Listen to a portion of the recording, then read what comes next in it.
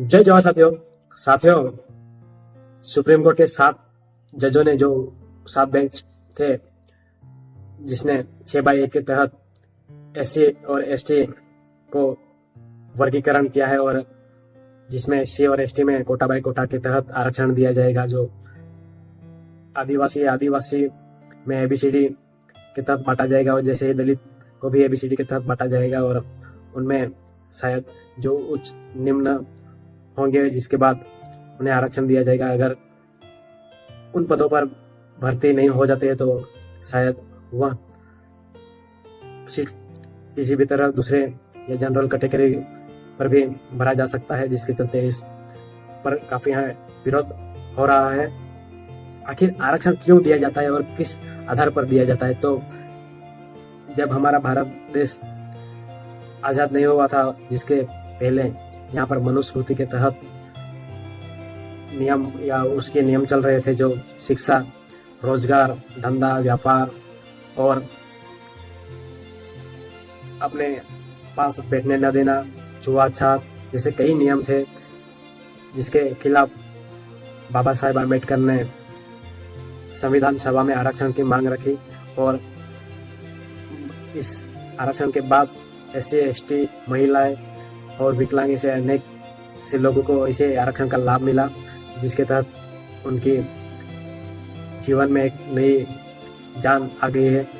परंतु इस बार यह नई रणनीति या नियम के तहत SC और ST में जो आपस का भाईचारा था, जो आदिवासी के बात करें तो हम आदिवासी जनजाति आज कई प्रकार के हैं, जो 700 से भी अधिक है, जो संथाल और भील, गोंड और ऐसे कई अनेक से जनजाति है, लेकिन उसी में अभी बंटवारा होने जा रहा है।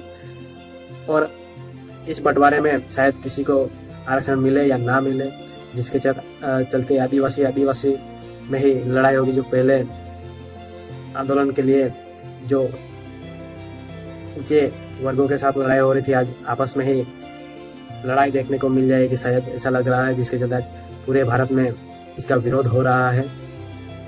आखिर आरक्षण कहाँ कहाँ मिलता है? तो आरक्षण SC, ST, EWS महिलाओं को शिक्षा और नौकरी, मंदिरों में और जो फिल्मी दुनिया है वहाँ, ऐसे कई अनेक जगह आरक्षण मिलता है। लेकिन आज SC, ST का जो बंटवारा हुआ है वह आश्चर्यजनक बंटवारा हमें देखने को मिला है। और आखिर वर्गीकरण कहाँ होना चाहिए था? तो मैं यह कहना चाहता हूँ कि आखिर वर्गीकरण वहाँ होना चाहिए था जैसे उच्च न्यायालय और सुप्रीम कोर्ट, बड़े बड़े दफ्तरों में, सरकारी विभागों में और प्राइवेट कंपनियों में, कॉलेजों में और स्कूलों में, जैसे अधिक ऐसे कई ऐसे संस्था है जिसमें वर्गीकरण होना चाहिए था, ताकि पता चल सके कि SC, ST और OBC